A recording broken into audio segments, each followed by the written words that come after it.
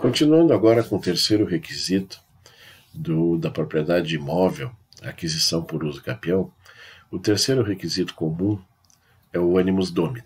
Né? Então, só para retomar aqui aonde a gente estava, né? Então nós temos aqui três requisitos: posse ininterrupta ou contínua, posse mansa e pacífica e o animus domini. Já vimos a posse ininterrupta ou contínua, já vimos a posse mansa e pacífica e chegamos no animus domini, que é o mais extenso de todos.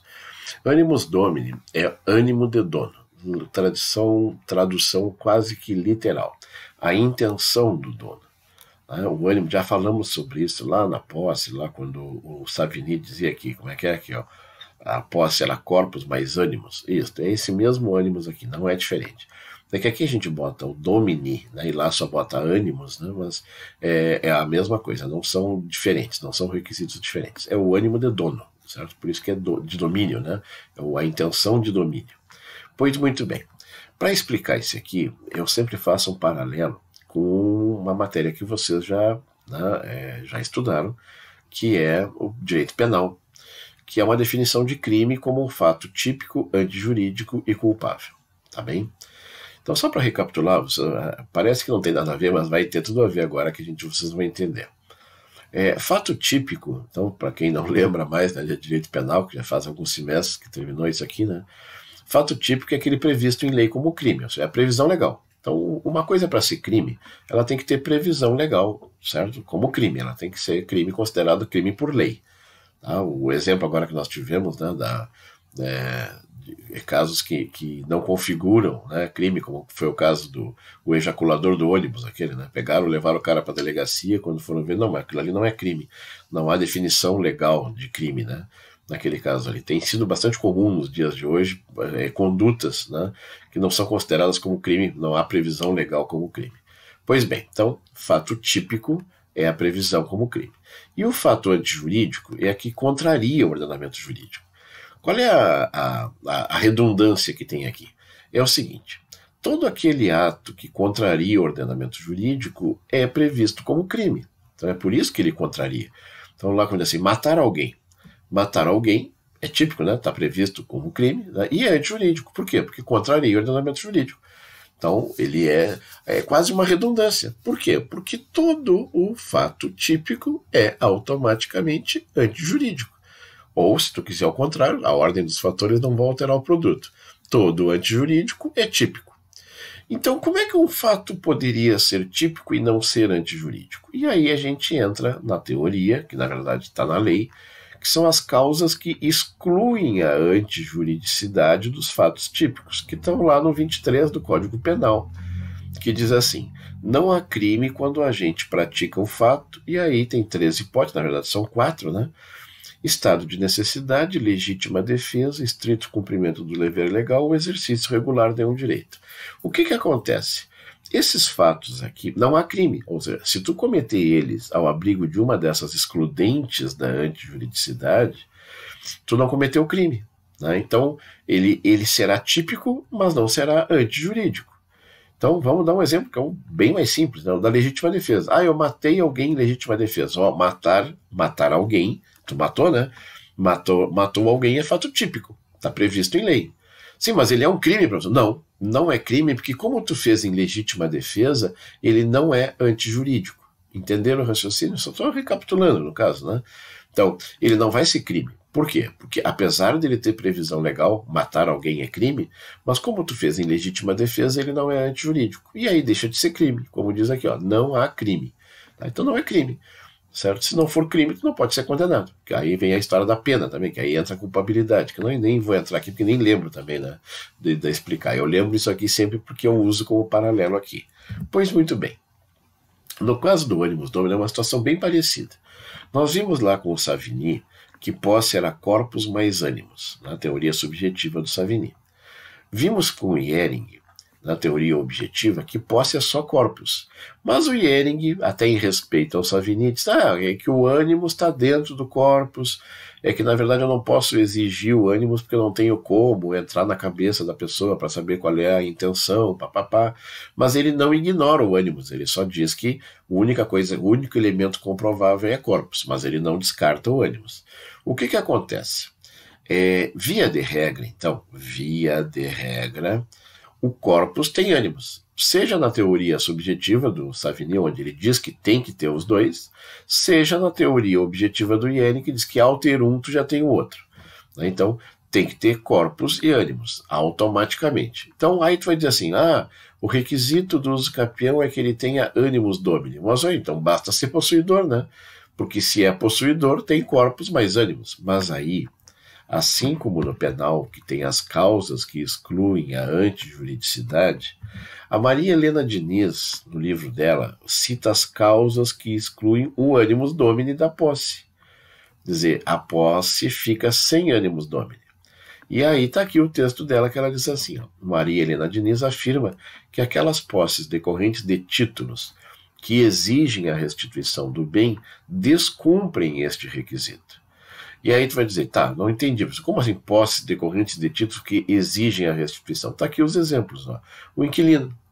O inquilino, quando assina o contrato de locação, ele se compromete a devolver o bem, não se compromete, tem um prazo de aluguel. 1 ano, 3 anos, não interessa, 30 meses, tem um prazo de aluguel. Ele se compromete, quando terminar o aluguel, eu devolvo o bem para ti. Comodatário da mesma forma. O comodatário, eu faço um comodato e me comprometo a devolver o bem para o dono. O usufrutuário da mesma forma. Ele vai ficar lá, mesmo que seja para a vida toda, mas o bem volta para o dono. Então vai haver uma... E o credor pignoratício, que é só para quem não lembra, credor do penhor, tá? O nomezinho aqui é um nome meio difícil, mas é o credor do penhor, que é o caso da Caixa Federal. Aquele que fica, a Caixa Federal fica com a tua joia, certo? Também, ela fica com a tua joia, mas ela vai te devolver. Então, há um compromisso, certo? Que exige a restituição do bem. Então, eu me comprometi a devolver. No momento em que tu assinou um documento te comprometendo a devolver o bem, o animus domini foi para o beleléu. Aqui reside uma verdade que eu vou repetir várias vezes para vocês. Qual é a melhor vacina anti-uso capião? Como é que eu faço para evitar que uma pessoa faça uso capião do meu bem? Pega um documento e faz ela assinar, que ela vai restituir o bem. Então, locatário, comodatário. Quando é que as pessoas fazem uso capião? É quando não tem esse documento. Porque se tiver um documento dizendo isso, o cara pode ficar 150 anos na tua casa. Ele nunca vai fazer uso capião. E aqui também eu explico outra coisa. Eu disse para vocês, ladrão faz uso capião, inquilino não. Por que inquilino não faz uso capião? Porque ele se comprometeu a devolver o bem. E ao se comprometer a devolver o bem, ele rasgou o animus domini. Ele não tem mais animus domini. Então ele não pode fazer uso capião. É essa a verdade que está aqui. É pequenininha assim, mas muito importante. Pois bem, a exigência do animus domini provoca uma discussão que a gente vai entrar agora, que é um pouquinho complexa, mas aqui não tem outro lugar para a gente fazer. Qual é a discussão? Tem uma súmula do STF, a súmula 237, de 1963, que diz assim: o uso capião pode ser arguido em defesa. Já a Lei 6969 de 81, no artigo 7º, diz assim: o uso capião, presta atenção essa diferença, né? O uso capião era masculino e na década de 80 virou feminino. A uso capião especial poderá ser invocada como matéria de defesa, valendo a sentença que é reconhecer como título para a transcrição no registro de imóveis. E agora, por último, o Estatuto da Cidade, Lei 10.25701, no artigo 13, diz: a uso capião especial de imóvel urbano poderá ser invocada como matéria de defesa, valendo a sentença que reconheceu. É muito parecido com o artigo 7º, a única diferença é que aqui fala em imóvel urbano. Por quê? Porque esse aqui é imóvel rural. Tá? É a 6969, que é o uso capião pro labore. Pois bem, o que isso tem a ver com animus domini? Não entendi, já vai entender. Então, olha só, nós temos uma súmula de 63, uma lei de 81, outra lei de 2001, dizendo que tu pode usar o uso capião como defesa. E então, não há nenhuma dúvida. Se a lei diz, se o Supremo diz, nós podemos usar o uso capião como defesa. E aí tem uma obra, um livro do Alfredo Buzaide, que foi ministro da Justiça, no tempo da ditadura militar. O Alfredo Buzaide cita em uma das suas obras que várias legislações mundo afora reconhecem a usucapião apenas como recurso de defesa. Isso aqui me deixou meio curioso, e aí eu trouxe para a matéria por uma razão muito simples. Então vamos partir de um princípio, assim, para nós não misturar as estações. Primeiro, é possível usar o usucapião como defesa. Agora vem a segunda questão, mas por que em outros países ele só pode ser usado como defesa? Ou seja, ele não é uma ação autônoma, ele só pode ser usado como defesa. E o raciocínio é impressionante e tem tudo a ver com o animus domini. Qual é o raciocínio? Ora, uma pessoa que entra com a ação de usucapião, ou seja, não está usando o usucapião como defesa, ele entra com uma ação de usucapião, é porque ele, na visão dos juristas de outros países do mundo, ele saberia que não é dono. Então, o pressuposto... Por que eu vou entrar com uma ação de usucapião? Porque tu sabe que não é dono. Opa! Se tu sabe que tu não é dono, tu não tem animus domini. É esse o raciocínio. O raciocínio dos outros países, então, é de uma simplicidade franciscana e muito inteligente. Né, que a gente poderia até argumentar aqui também, como eu digo, né, tem a causa perdida, né, quando de repente tu não tem defesa numa ação de usucapião. Né, então qual é o argumento que eu posso usar? Esse aqui, né, de que uma pessoa que entra com a ação, então basta entrar com a ação de usucapião para tu admitir, porque o pressuposto por que alguém é natural? Para pensar. Por que um proprietário entraria com a ação de usucapião do próprio bem? Então vocês que de repente, têm uma propriedade, vocês não são loucos de entrar com uma ação, porque vocês têm convicção de que são os donos.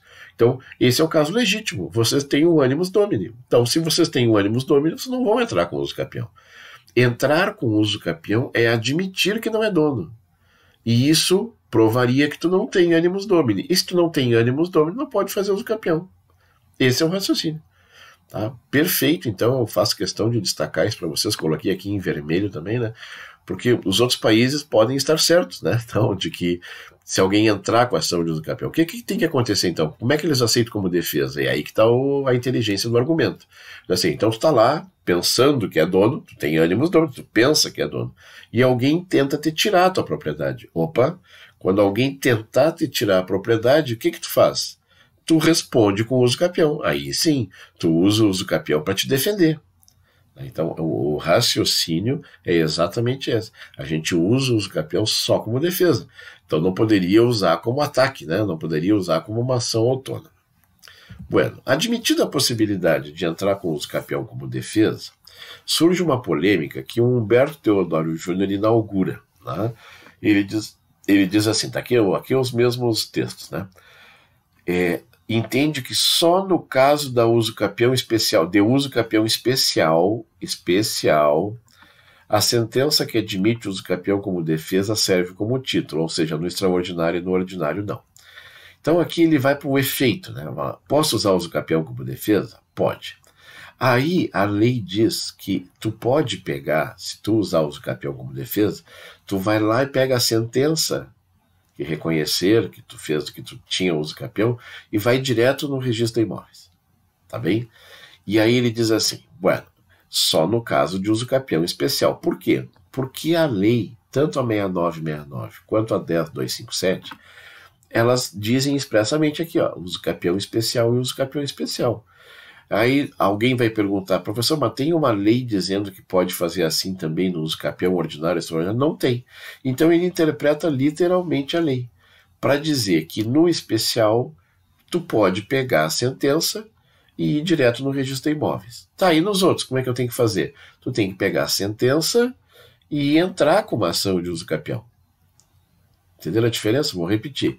Nesses dois aqui, tu pegaria a sentença e vai direto no registro de imóveis. Só com a sentença. Já nos outros dois, extraordinário e ordinário, tu teria que entrar com uma ação de usucapião com base naquela sentença. Primeira crítica que eu faço a Humberto Teodoro Júnior é que ele nunca ouviu falar em analogia. Né? Ora, se pode fazer isso no usucapião especial, analogicamente poderia fazer no extraordinário e no ordinário. Só que aí eu fui atrás disso aqui, eu sempre me invoquei com essa resposta aqui do Humberto Teodoro Júnior e falei com o pessoal de cartório de registro de imóveis.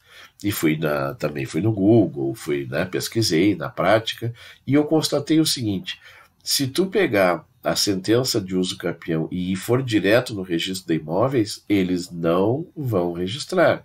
Eles vão querer que tu faça uma ação, mesmo que seja uso capião especial, ou seja, eles descumprem a própria lei. E agora vem um argumento. Por que a polêmica? Por que o argumento? É fácil de explicar.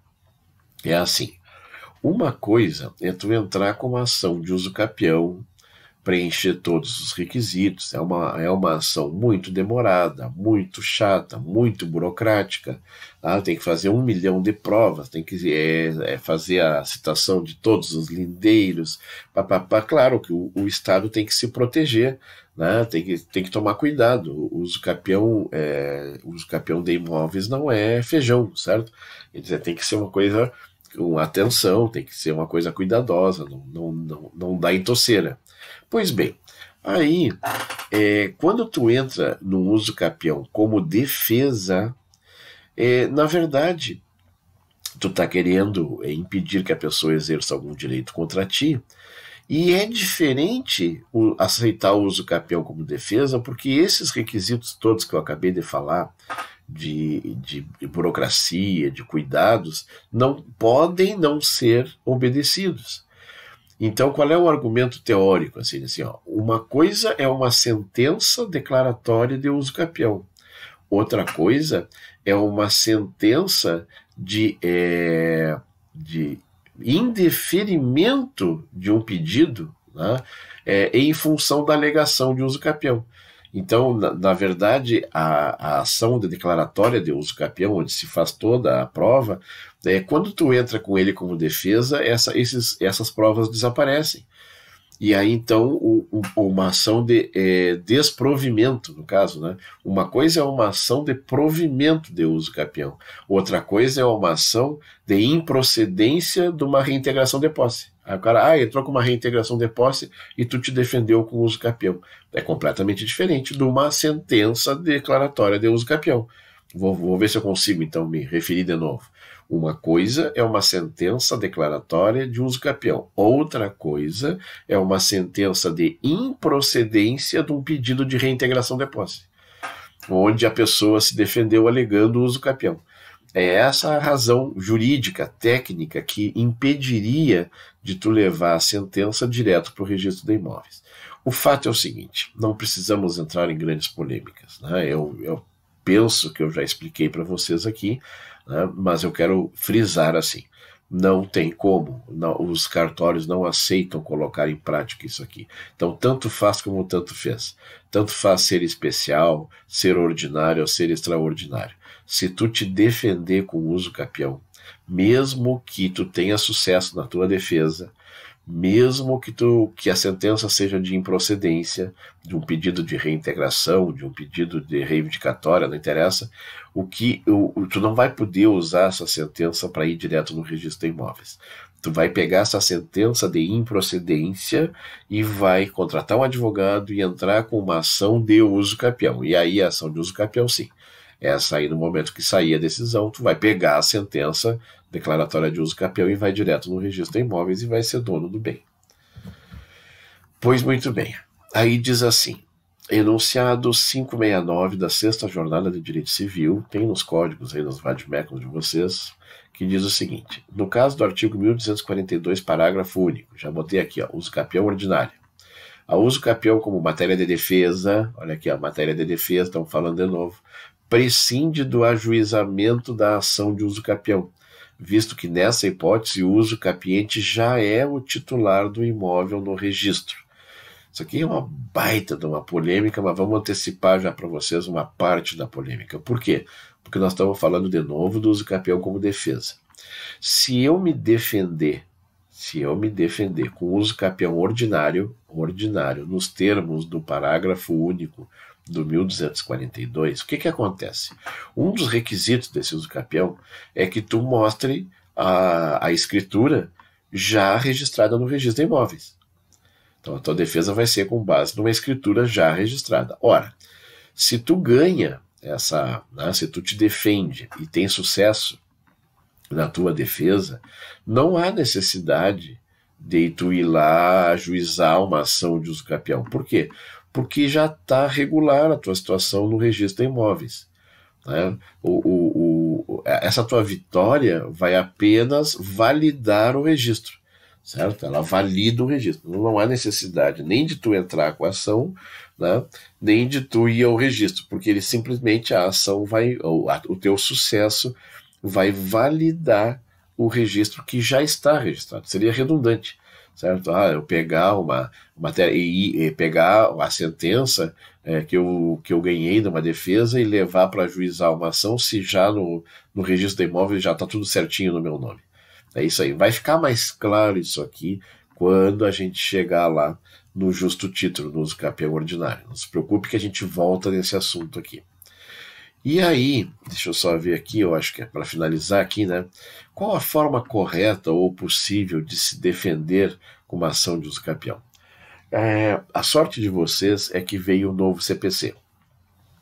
Antes do CPC novo, esse assunto aqui rendia horas de aula, né? Agora ficou mais tranquilo. Mais tranquilo até a página 3, mas vamos lá, né? Um pouco mais tranquilo. Porque é o seguinte, então já está certo que eu posso me defender com o uso capião. Então não existe a menor dúvida. Ó. Pode ser arguido como defesa, pode ser invocado como matéria de defesa. Tá? Então tem essas discussões aqui que a gente já viu, né? Como é que tem que fazer, se tem que levar no registro, se tem que entrar com a ação depois. Isso não interessa. O que interessa é que tu pode usar como defesa. E aí surge uma dúvida processual, que eu faço questão de trazer, muito embora não seja minha matéria propriamente dita, né? Mas eu faço questão de trazer para vocês. Porque tem uma polêmica por trás, e essa polêmica está relacionada ao assunto uso capião. E não vai ser tratada pelo professor Heitor, porque o uso capião saiu dos procedimentos especiais. Então provavelmente vocês não vão ver com outro professor, por isso que, muito embora não seja minha matéria, vamos lá, vamos trazer o assunto. A forma mais adequada de tu entrar com uma ação de uso capião é via reconvenção, certo? O que é uma reconvenção? Só para relembrar, tá lá no, quem quiser dar uma olhadinha, tá lá no 343 do CPC. É bom dar uma olhadinha. Agora, durante a aula, logo depois, não deixe para depois. Ou, esqueci, então, antes da prova. Dá uma olhadinha lá no 343. Reconvenção, de uma forma singela, significa o seguinte: uma pessoa entra com uma ação contra ti. E tu responde e tu contesta entrando com uma ação contra ela. Então é aquela da estratégia, né, como é que é, do futebol. A melhor defesa é o ataque.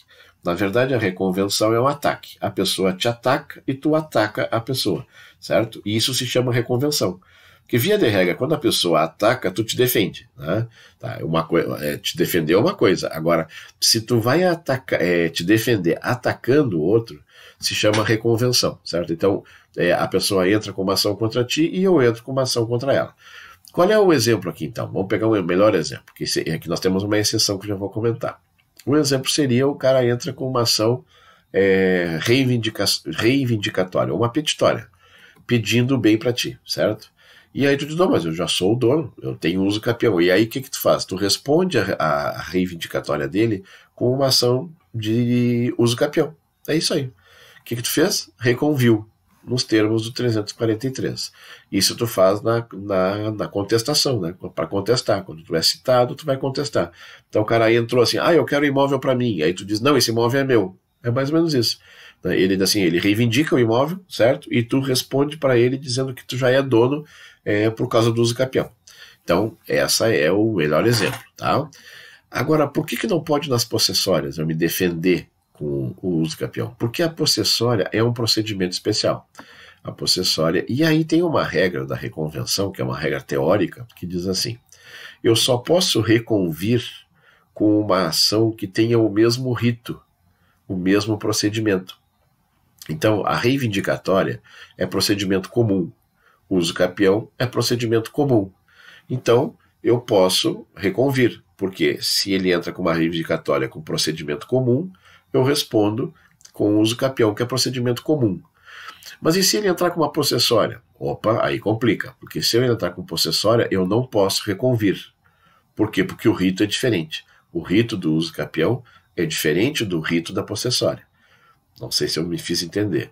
O rito da petitória é o mesmo do uso capião. Então eu posso responder petitória com uso capião. Ah, e se for uma possessória? Não, eu não posso entrar com uso capião. E aí fica a pergunta, tá, mas se eu não posso entrar então com uma reconvenção, como é que tem que ser? Aí o nome correto é exceção de uso capião. Então lá na contestação, tu faz uma exceção de uso capião. Tu levanta um direito teu que, vamos dizer assim, fulmina a pretensão do autor. Então, qual é a pretensão do autor? Ah, ele quer a reintegração do depósito. Não, parei um pouquinho, mas eu sou o possuidor, certo? Então, tu já mata ali numa exceção de uso capião. Não tem na previsão expressa do CPC, mas é admitido, tem obras que falam sobre isso. Então é possível tu te defender com uma exceção de uso capião. Né? Tem uns até que chamam de exceptio domini, né? Exceção de domínio. Não é bem isso. A exceção de uso capião mesmo, porque tu está alegando que o tempo de posse te deu a propriedade. Tu não é proprietário ainda, mas tu já tem tempo de propriedade, né? Que te tornou proprietário. A gente também vai ver isso aqui mais adiante. Mas essas são as formas recomendadas. Então a reconvenção pode, exceto nas possessórias, como resposta às possessórias, e então nas possessórias o adequado seria entrar com uma exceção de uso capião. E assim a gente termina esses requisitos gerais. Agradeço a atenção de todos e até a próxima.